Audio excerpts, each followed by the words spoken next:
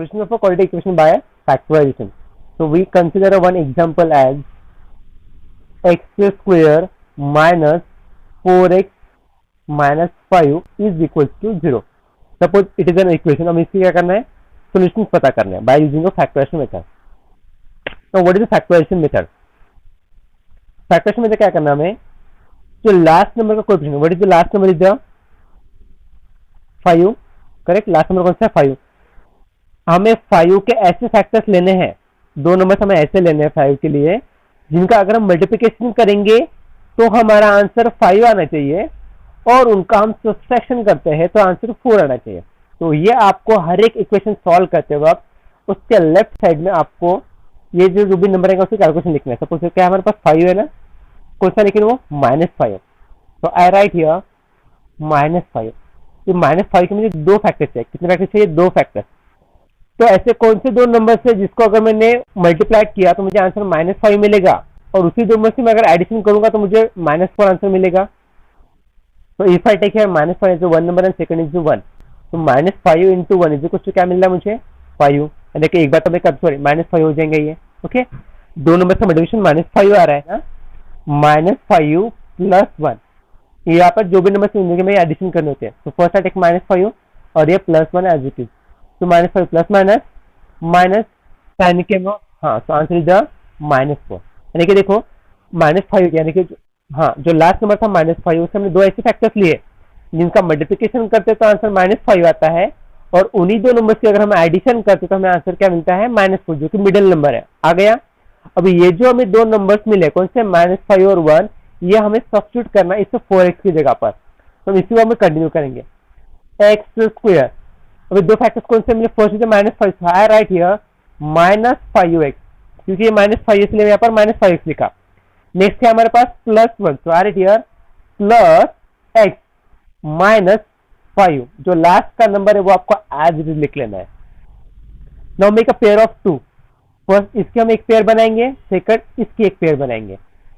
ना अभी इन दोनों में क्या कॉमन है, is there is a common between this two term, x. तो if I eliminate x from the given term, इसमें से अगर मैं x बाहर निकाल लेता हूं तो मुझे क्या मिलेगा, यहाँ पर इधर से x चला गया, x स्क्वायर में से एक गया तो क्या बचेगा वहां पर, x. फिर माइनस है तो करेक्ट, 5 में से x पर ही चलेगा तो इधर क्या आएगा 5. ये हमें फर्स्ट ब्रैकेट मिला. और नेक्स्ट स्टेप क्या रही थी हमारी, जो ब्रैकेट यहाँ पर मिला है वही ब्रैकेट आपको as it is next side में लिख लेना है, उसी की साइड में. ओके, x -5 मिला ना, वही ब्रैकेट इधर लिख लेना है. अभी हमें नेक्स्ट ब्रैकेट कौन सा, हमारा x -5 है तो हमें पहले ही मिल चुका है. यहाँ पर अभी हम कौन सा नंबर लेंगे, +1. If you take +1, +1 into x +6 होता है, +1 into -5 आ रहा है सेम नंबर यहीं पे. यानी कि इस दो जो ग्रुप थे उसको हमने इस फॉर्म में अरेंज किया है. तो विच इज इक्वल टू 0. आपके टेक्स्ट बुक में ग्रुप फॉर्म करना. अभी जो दोनों में कॉमन ग्रुप कौन सा है, x -5. यहाँ पर आएगा x -5, और दोनों में कॉमन वही ग्रुप है तो हमने वो लिख लिया. अभी बचा क्या हमारे पास, इधर का x और इधर का क्या है +1. तो ये हो गया हमारा दो ग्रुप. आपके टेक्स्ट बुक में जो okay x -5 is 1 and second is x +1. आपके टेक्स्ट बुक में जो क्वेश्चन जो है 34 पेज में, उसमें आपको सिर्फ रूटीन निकालना है, इतना लिखना है. बट हम इतना नहीं, हम x की वैल्यू फाइंड करें दोनों के लिए. तो we take it as 0 is equal to 0, क्योंकि हमने इक्वेशन 0 के फॉर्म में लिया. आपके टेक्स्ट बुक में सिर्फ 5 की इक्वेशन गिवन है. Now we are two group, दोनों के ग्रुप का मल्टीप्लिकेशन है तो उसका आंसर कितना है, 0 आ रहा है बोले दोनों के ग्रुप का. तो we take the first group, that means x -5 is equals to 0. Okay, x -5 is equals to 0. Or second is what? Second group, x +1 is equals to 0. Now x -5 is equals to 0. अगर मुझे x की value पता करनी तो क्या होगी x की value इसकी, +5 -5 उधर लेके क्या हो जाएगा +5. तो x is equals to 5. So we get the first answer as x is equals to 5. और x +1 है, so x is equals to -1. Therefore the roots of given quadratic equation the roots of the given quadratic equation are, कौन से roots है given quadratic equation के? First कौन सा मिला हमें? कौन सा मिला first? 5 and second is -1. So the roots of the given quadratic equation are 5 and -1. जो ये इस तरह से आपको ये क्वेश्चन सॉल्व करना है. ओके, समझ में आएगा बेटा? क्वेश्चन समझ में आएगा किस तरह सॉल्व किया हमने? हमारे पास जो क्वाड्रेटिक इक्वेशन उसको हमें सॉल्व करना है by using a factorization method. तो फैक्टराइजेशन मेथड के लिए क्या करेंगे हम? सबसे पहले आपको क्वेश्चन में चेक कर लेना है कि जो स्क्वायर की टर्म है उसके पीछे उसके आगे कोई नंबर है या नहीं है. अगर कोई भी नंबर नहीं होगा ना, तो जो लास्ट नंबर है वो हमें एज इट इज यहाँ पर लिख लेना है. वो माइनस है कि प्लस है वो भी चेक करना है. यहाँ पर क्या था? लास्ट नंबर हमारा -5 था. तो आई राइट हियर -5. मैंने -5 लिख लिया है. अब इसके में दो फैक्टर्स है, तो आई ड्रॉ हियर 2 एरोज. इस -5 के में ऐसे दो फैक्टर्स लेने हैं जिसका अगर हम मल्टीप्लिकेशन करेंगे तो क्या मिलना चाहिए? आंसर ये मिलना चाहिए -5. और उन्हीं दो नंबर्स का अगर मैं एडिशन करता हूं तो ये सेंटर में का आंसर आना चाहिए. सेंटर में कौन सी टर्म है हमारे पास? -4. तो हम करके देखते हैं. -5 इंटू 1 क्या होता है? -5 होता है. और उन दोनों के एडिशन कर सकते हैं. -5 और ये +1 इज इक्वल टू कितना? प्लस माइनस माइनस, तो मेरे आंसर है -4. अभी ये जो दो रूट्स निकले हैं वो हमें यहाँ पर लिखने हैं. किसके यहाँ पर लिखने हैं वो दो रूट्स? हमें इस मिडिल टर्म की जगह पर फर्स्ट टर्म एज लिखे मैंने x² माइनस इसलिए मैंने माइनस लिखा यहाँ पर.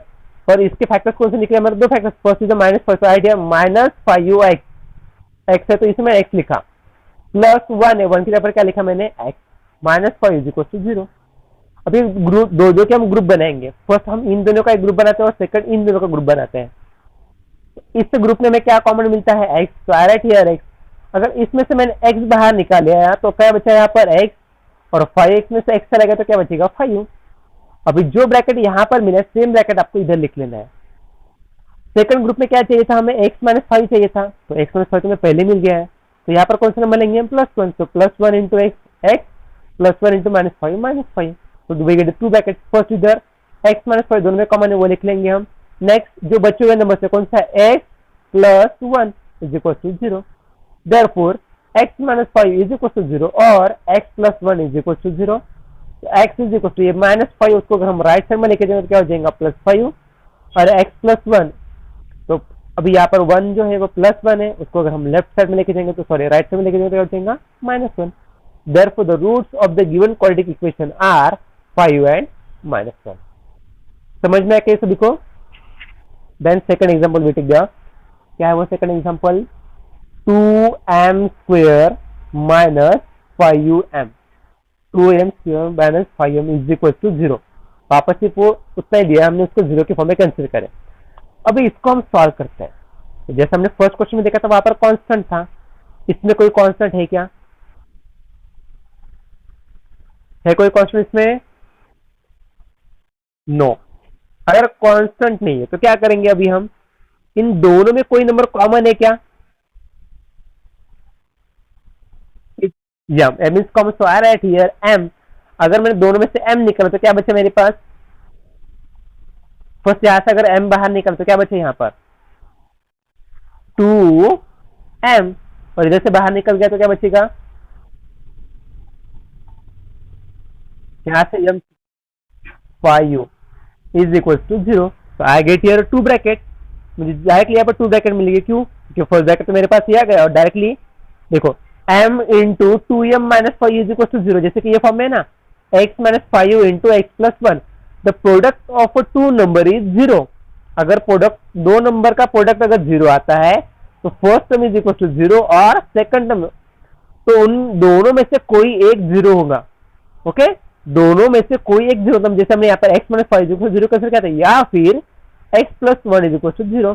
तो वैसे अगर यहाँ पर भी देखिए we get 2 numbers m into 2m - 5 is equal to क्या मिला हमें? 0. हमने सपोज कंसिडर किया है वो. तो either m is equal to 0 हो सकता है, otherwise 2m - 5 is equal to 0 हो सकता है. तो हम कंसिडर करेंगे. Therefore m is equal to 0 और 2m - 5 इज इक्वल टू 0. क्योंकि इसमें दो ही नंबर आ रहे हैं, इसके अलावा कोई तो नंबर ही नहीं है इसमें. तो एक साल से हमें क्लियरली मिल गया. वो क्या है? 0 है. Second 2m - 5 is equal to 0 है. मैं एम के वाले निकालने, तो एम के वाले क्या होंगे इधर, 2m इज इक्वल टू, ये -5 है, उसको अगर हम राइट साइड में लेके जाएंगे तो क्या हो जाएगा,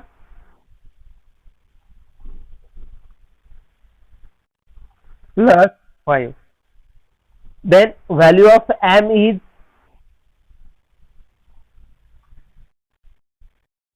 करेक्ट 5 अपॉन, करेक्ट 5/2, क्योंकि 2 मल्टीप्लिकेशन डिवीजन में चले गया। So therefore the roots of the given quadratic equation are, what are its roots? Roots यानी कि ये जो आपके लास्ट, हाँ 0 and 5/2, करेक्ट। जो लास्ट के हमें आंसर मिलते हैं ना वो उसके रूट्स होते हैं, हमको क्लियरली सेंटेंस में लिखना है। therefore the roots of the given quadratic equation are 0 and -5/2। therefore the roots of given quadratic equation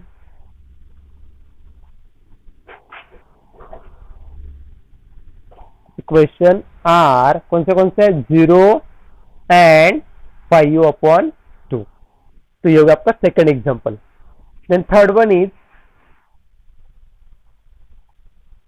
a² -25 is equal to, लेते हैं हम 0। अब सेम कंडीशन है, इसमें सिर्फ कांस्टेंट गिवन है, मिडिल टर्म गिवन है क्या इस क्वेश्चन की तरह, मिडिल टर्म गिवन है क्या इस क्वेश्चन में, नहीं। अगर मिडिल टर्म होते क्या करते हैं हम, इन लास्ट का नंबर का मीन -25 लिख लेते हैं, -25 के हम ऐसे फैक्टर्स लेते हैं जिसका आंसर क्या आना चाहिए था, मिडिल टर्म आना चाहिए था, तो ऐसा तो इसमें है ही नहीं। बट इसको भी हम उसी मेथड से भी सॉल्व कर सकते हैं, ये मेथड से भी सॉल्व कर सकते हैं, but there is another one method, हम वो पहले अप्लाई कर लेते हैं।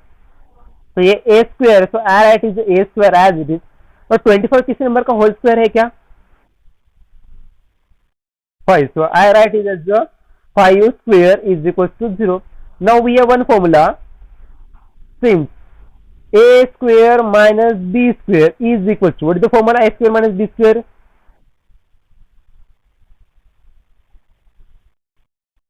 correct, a plus b into a minus b, so I use the given formula, okay। तो क्या हो जाएगा फिर यहाँ पर a² minus 5², तो इसके लिए फॉर्मूला क्या अप्लाई करेंगे, अगर ये अप्लाई करते हैं हम तो a प्लस बी बोला, यानी कि a और ये इनके addition, a plus 5 into a minus 5 is equal to 0। therefore a plus 5 is equal to 0 और a minus 5 is equal to 0। therefore a is equal to, what is the value of a,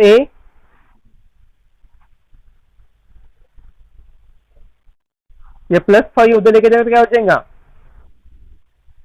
-5, और a is equal to, ये -5 उसको अगर हम right side में लेके जाएंगे तो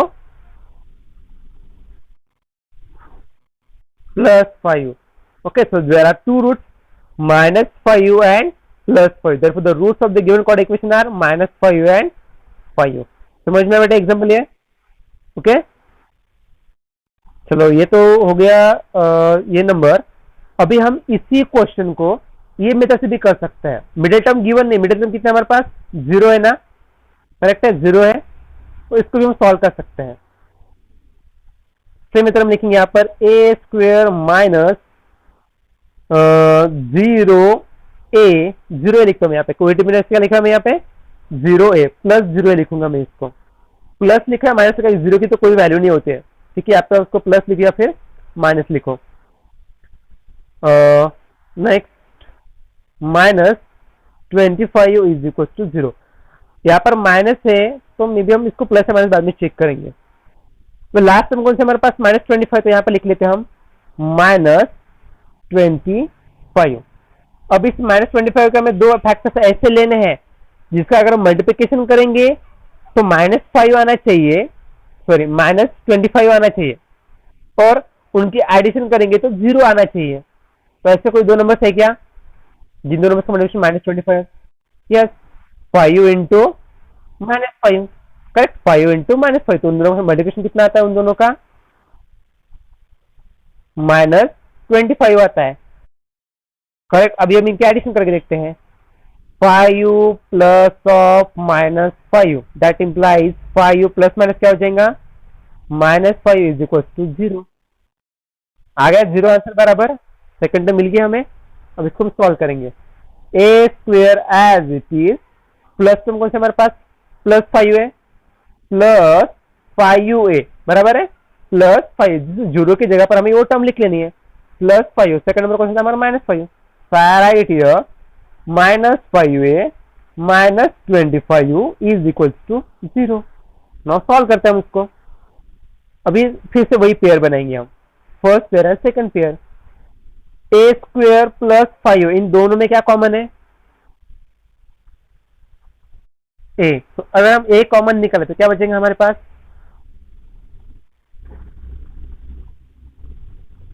क्या बचेगा, यस a+5। जो ब्रैकेट यहां पर मिला है वही ब्रैकेट हम यहां पर लिख लेंगे, a प्लस, चलो अभी a+5 है यहां पर, बट हमें कितना चाहिए, -5 है, -25 चाहिए। तो इस a को मैंने किस नंबर से मल्टीप्लाई किया तो मुझे आंसर -5 मिलेगा, क्या कर, करेक्ट, -5। तो -5 इंटू ए, -5, -5 इंटू +5, 5 जा 25, प्लस माइनस क्या हो जाएगा, -25। मिल गया बराबर आंसर ये। ओके, तो now we again consider two bracket, अभी हम दो ब्रैकेट कंसिडर करेंगे। तो फर्स्ट ब्रैकेट कौन सा आएगा हमारा, what is first bracket, no, जो पहले कॉमन है वो लिख लें, हाँ, a+5 जो कॉमन है वो लिख लेना है, बाद में बचे हुआ कौन सा हमारे पास, a-5 is equal to 0, correct है। Next there is, second is there a+5 is equal to 0 और a-5 is equal to 0, therefore a is equal to -5, a is equal to -5 और a इज इक्वल टू +5। समझ में आ गया बेटा question, constant रहा तो भी सॉल्व कर सकते हैं, हमें एटलीस्ट कांस्टेंट चाहिए, अगर कांस्टेंट रहा मिडिल टर्म नहीं तो भी उसको हम सॉल्व कर सकते हैं, बट हमें कांस्टेंट चाहिए, अगर कांस्टेंट है तो फिर इस तरह से कोई मेथड में अप्लाई करनी, दोनों में से एक तो क्लियरली उसमें से 0 हो जाएगा, और कांस्टेंट भी रहता है मिडिल टर्म भी रहती है, तो हमें तो फिर यही मेथड अप्लाई करें जो कि हमने सेकंड मेथड में अप्लाई करिए, ओके। ये हमारे पास और मेथड है, आप दोनों भी मेथड से आपको लिख के रखना है कि जो आपको लिख जाएंगे उस तरह से करना है। और ये जो कैलकुलेशन, ये कैलकुलेशन आपको हर वक्त लिखना है, इस तरह से एक लाइन ड्रॉ कर लेना, साइड में कैलकुलेशन आपके पास हर एक एग्जाम्पल के साइड में रहना चाहिए, ओके। इधर के बीच में आपको ये कैलकुलेशन रहेगा आपका, सिर्फ इसमें कैलकुलेशन नहीं, क्योंकि इसमें हमें डायरेक्टली एक एलिमिनेट, जो अगर हम दोनों में से कॉमन निकालते हैं तो एक जो वेरिएबल है वो डायरेक्टली हमें 0 मिल रहा है। समझ में आया क्या, यहाँ तक सभी को अच्छा।